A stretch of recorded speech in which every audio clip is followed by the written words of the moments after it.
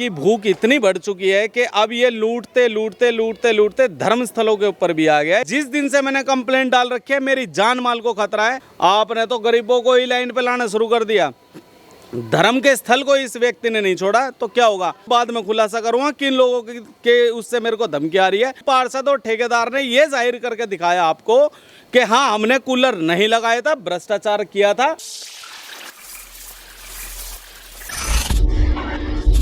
नमस्कार, the Hind warrior news देख रहे हैं आप, जहां उठाते हैं आपकी आवाज़ सच के साथ, और मैं हूं आपका सहयोगी अमन यादव आपके साथ। इस वक्त हम मौजूद हैं वाल्मीकि धर्मशाला, गुरुग्राम के गुड़गांव गांव में वाल्मीकि धर्मशाला आप देख सकते हैं। मेरे पीछे ये तस्वीर है कि मैं आपको दिखाना चाहूँगा कि सबसे पहले ये जो पीछे आप देख सकते हैं धर्मशाला में, यहाँ पर जो ये बनाया गया है पूरे का पूरा इसका तो इसमें भ्रष्टाचार का एक बड़ा आरोप लगाया गया है, जिसमें कहा गया है कि तकरीबन 17 लाख रुपए जो हैं वो निगम से लिए गए हैं, जिसमें कागजी कार्रवाई की यदि बात की जाए तो उसमें जो 100% मैं आपको बताऊं तो तकरीबन 17 लाख रुपए की बात की गई है। और जी हाँ, आपको बता दें कि वहीं जो इसके ऊपर आरोप लगा रहे हैं, विकास कांगड़ा ने हमें बताया कि इसके आरोप में उन्होंने इसके एवज में जब उनसे बातचीत की गई कि कितना रुपया इसमें मोटी लागत के हिसाब से लगा है, तो तकरीबन 8 लाख बताया गया।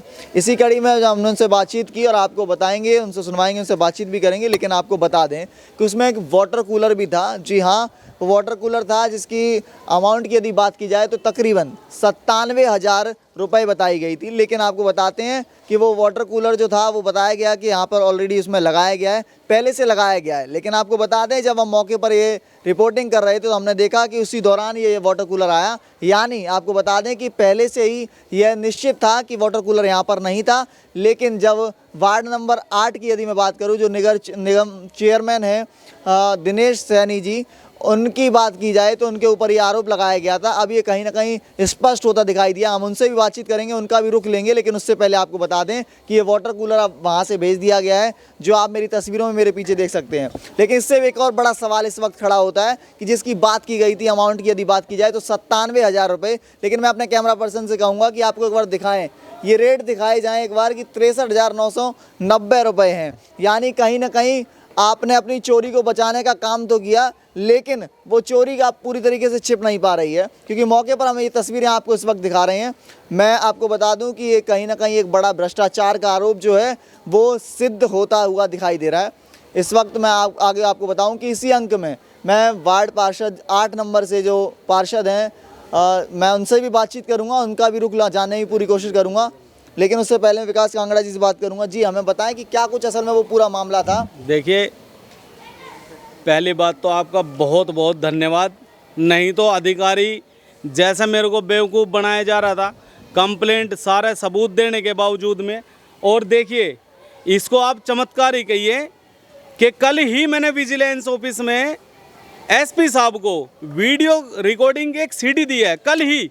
और आज ही देख लीजिए आप, ये आपके सामने ये जो कूलर जो हमारे पार्षद साहब ने भिजवाया है, और ये हमारे भाई है, ये निगम में ही काम करते हैं, इनके पास फ़ोन किया होगा। ये रिक्शे वाला आया था बेचारा, ये वाल्मीकि धर्मशाला में घुसे और आपके सामने ही की बात है। हमने इनसे पूछा भाई कहाँ से लेके आए हो, तो ये रिक्शे वाले ने बताया कि विनोद के पास में फ़ोन किया, ये भाई हमारा, ये तो यहाँ पे, ये तो बेचारे काम करते हैं निगम में, इनको बोल दिया कि हम वहाँ से वाटर कूलर लेके आ जाओ। लेकिन खुद इस भाई को भी पता है यहाँ पे क्या चलने लग रहा है। तो ये भाई किसने भेजा था कूलर?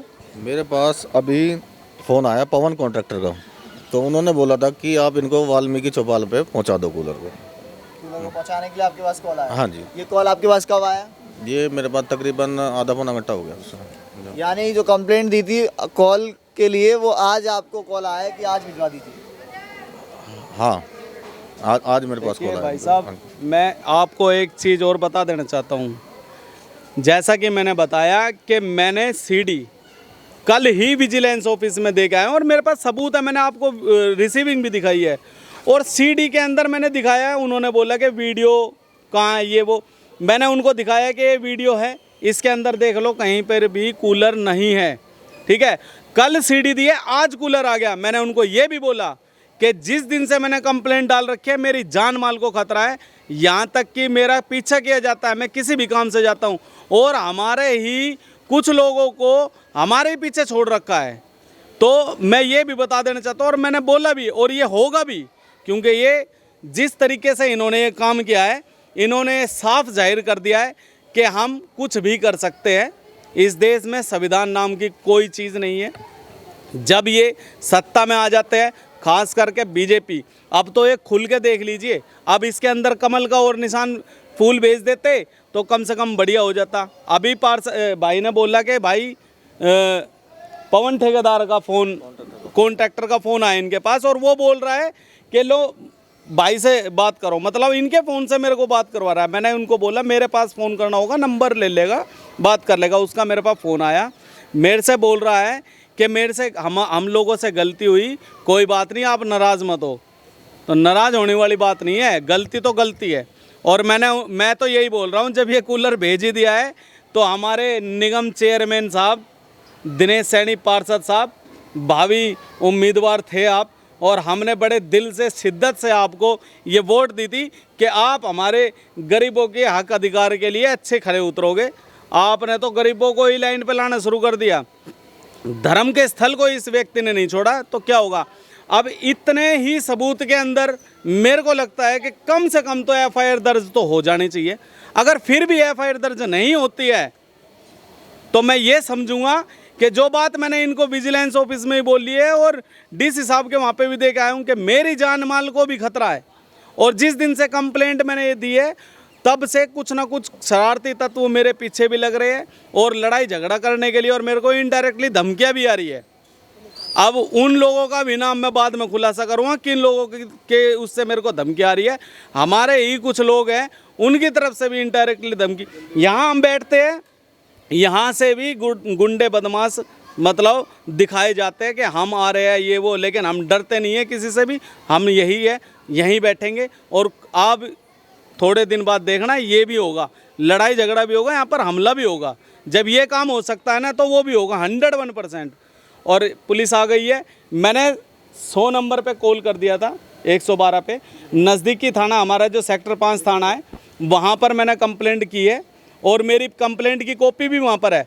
तो इस कूलर को इसकी सही जगह हमें भेजना है। ये भ्रष्टाचारी व्यक्तियों ने जो अपनी मंशा दिखाई है ये साबित करती है। और हम आपके साथ थाने में चलेंगे, अभी जो मेरी पिछली कंप्लेंट है उसकी रिसीविंग लेके जाएंगे।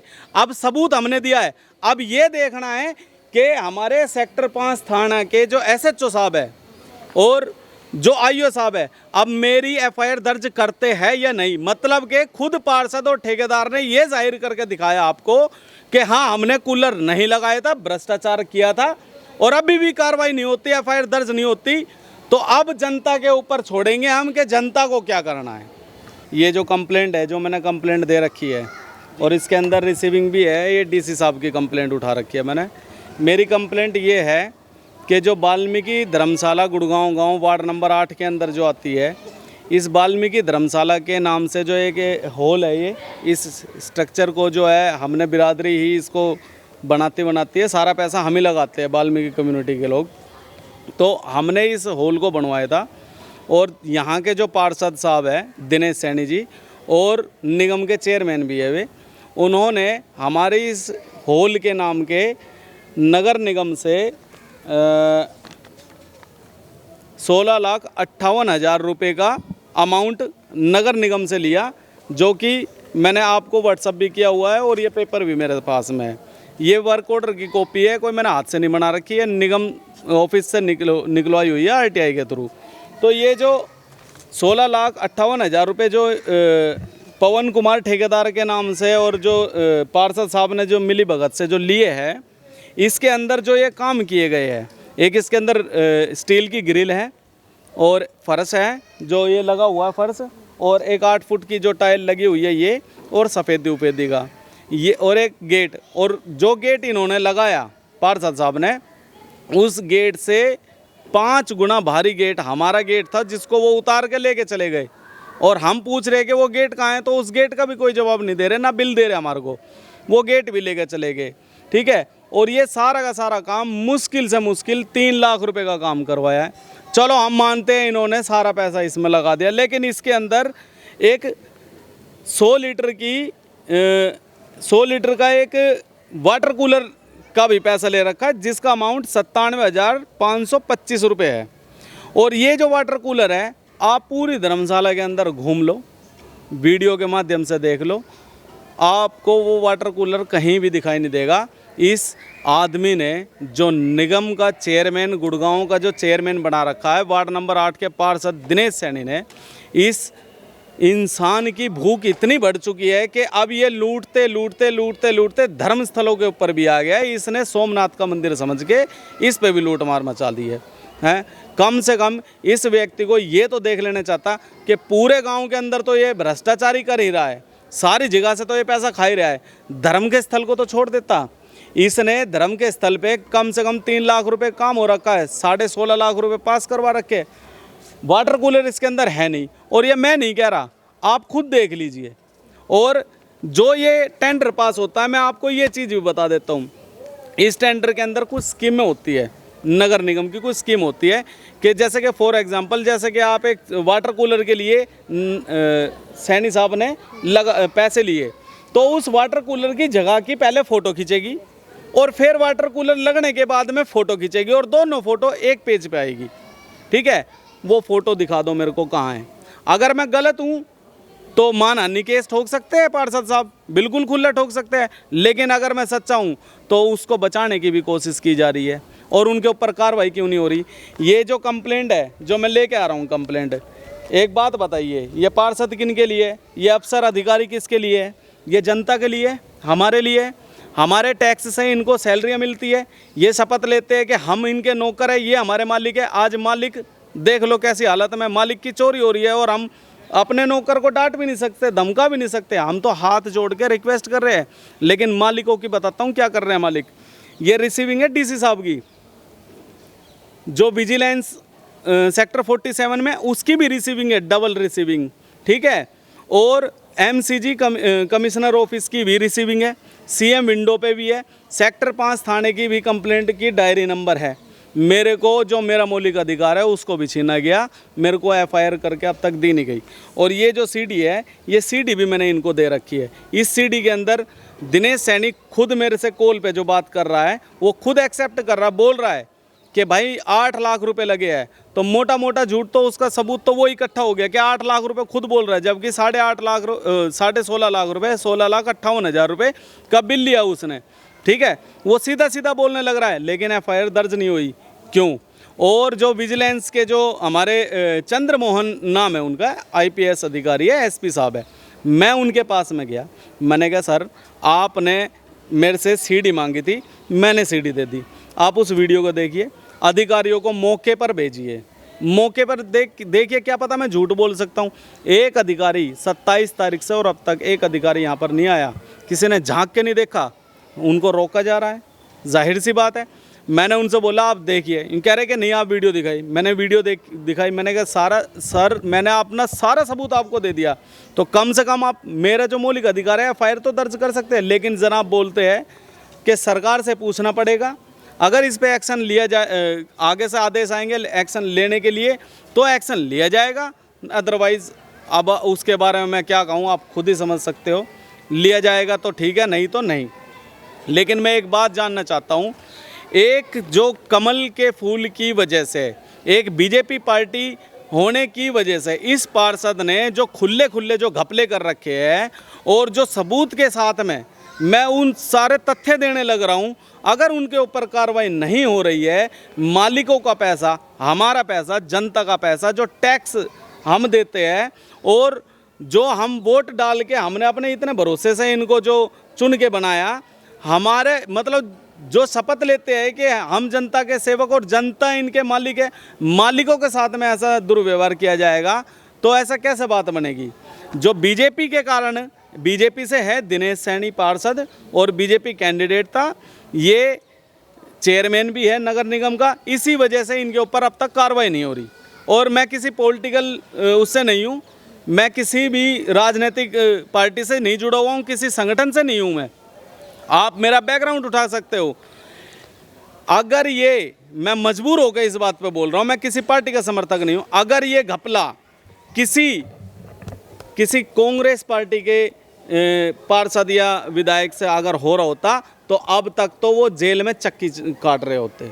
चक्की चला रहे होते और उनके ऊपर पूरी जांच होगी होती और अब तक तो बुलडोजर उनके घर पे फिर गया होता।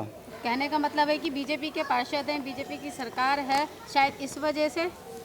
शायद नहीं, 100% इसी वजह से इतने दिन मेरी सुनवाई हो गई। मैंने पैसे खर्च कर करके मैं सारे कागज इकट्ठे कर रहा हूँ, पैसे मैं लगा रहा हूँ, तेल पानी अपना लगा के अपनी गाड़ी वाड़ी लेकर मैं कंप्लेंट के लिए जा रहा हूँ, अपनी छुट्टी करके और अपने निजी काम छोड़ के मैं इस काम के लिए लग रहा हूँ। जबकि जिम्मेदारी किसकी बनती है? अधिकारी किस लिए बनता है? एक अधिकारी अगर बैठा है तो किस लिए बना है? वो हमारे लिए बना है, काम करने के लिए बना है। और जो उनके निचले अधिकारी है वे किस लिए बने? मतलब सारा काम मैं, वीडियो भी मैं ही बना के दूं क्या? एक अधिकारी को आके यहाँ पे जांच नहीं करनी चाहिए थी कि विकास कांगड़ा झूठ बोल रहे हैं सच बोल रहे हैं? निगम आयुक्त को आपने इसकी कंप्लेंट बिल्कुल दिए सर। निगम आयुक्त की भी सुन लीजिए आप। हम निगम आयुक्त साहब के पास में गए, ये डायरी नंबर भी मैंने आपको दिखाया। हमारी कंप्लेंट फॉरवर्ड कर दी गई चीफ इंजीनियर साहब के पास। 4.5 घंटे मुझे वहाँ पर बिठाया रखा गया, 4.5 घंटे। फाइनली लास्ट टाइम उन्होंने फ़ोन किया, अपने पीए साहब से हमारी बात हुई तो उन्होंने बोला कि हाँ हमने नोटिस कर लिया, विजिलेंस को हम भेज देंगे। मैंने कहा सर मैं विजिलेंस में भी दिया आया हूँ और आपकी सारी कार्रवाई होगी, कोई दिक्कत नहीं है। नेक्स्ट डेट उन मेरे को बुलवाया और वो रिटायर थे, वो मिले भी नहीं। चलो ठीक है, मैं फिर राधेश्याम जी के पास में गया जो एससी साहब है, उनके पास में गया। उन्होंने तो मेरा मजाक बना के रख दिया। उनको जब पता चला कि भाई ये किस कंप्लेंट के लिए आए हो, मैंने उनको बोला सर मेरा नाम विकास कांगड़ा है और वार्ड नंबर 8 के जो पार्षद साहब है और जो निगम के चेयरमैन है उनके खिलाफ जो वो मैटर है उसके लिए आया हूँ मैं, जो उन्होंने घोटाला कर रखा, भ्रष्टाचार किया है। तो बैठे रहे आधे घंटे तक मेरे को वहाँ पर बिठा के, तब मेरे को मजबूरन बोलना पड़ा कि सर अगर आप बिज़ी हो तो मैं बाद में आ जाता हूँ, कोई बात नहीं, आप बिज़ी होंगे, आप अपना काम कर लीजिए। तो यूँ कह रहे कि नहीं बिज़ी तो नहीं हूँ भाई, जा हो जाएगा काम। मैंने सर आप मेरा मजाक बना रहे हो, आप एक बार मेरे से पूछ तो लो कि मैं किस काम के लिए आया हूँ किस लिए नहीं। आपने शुरुआत में पूछा और उसके बाद में मेरे अखबार में भी कटिंग है, वो बोल रहे हैं कि जांच चल रही है। क्या जांच चल रही है, कोई बताइए एक बार। अगर जांच चल रही है तो मेरे पास अब तक फ़ोन क्यों नहीं आया? कितने महीने पुराना ये मामला है? ये टेंडर जो पास हुआ है, ये पास हुआ है 12/1/2022 को, आपने ठीक है। और ये मुद्दा मैंने अभी उठाया कुछ दिन पहले ही, मुश्किल से मुश्किल मेरे को 1 महीना मेरे को इस काम में लग गया।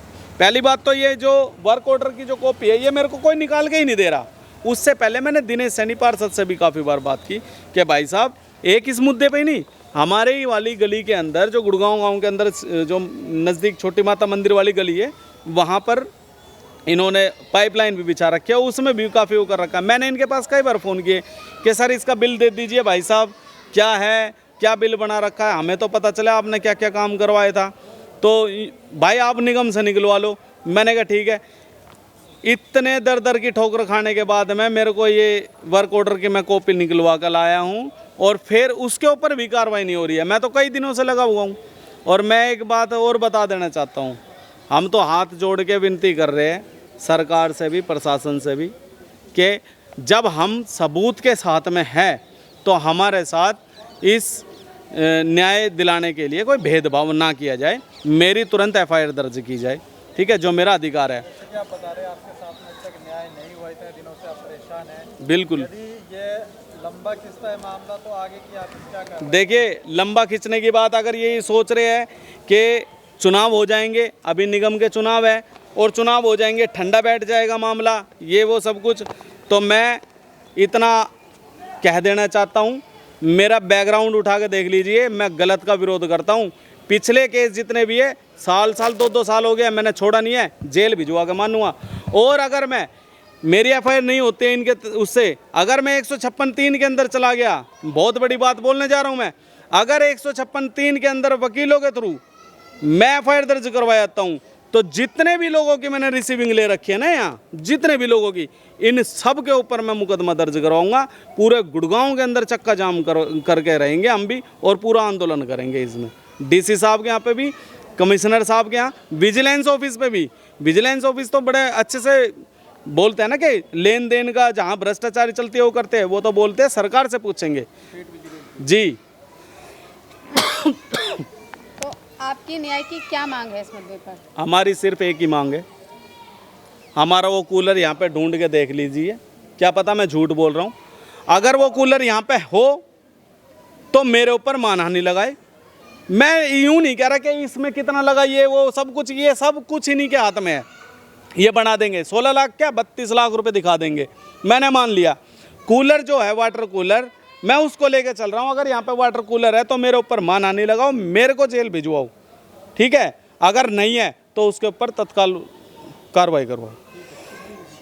तो ये था आपको दिखाया किस तरीके से भ्रष्टाचार का एक बड़ा आरोप जो था वो लगाने के बाद अब यहाँ पर पुलिस प्रशासन के लोग भी पहुंचे, पुलिसकर्मी भी यहाँ पर पहुंचे। हालांकि देखने वाली बात होगी क्या इसको गिरफ्त में लिया जाएगा या आगे की कार्रवाई जो होगी इसकी लगातार अपडेट हम आप तक पहुंचाते रहेंगे।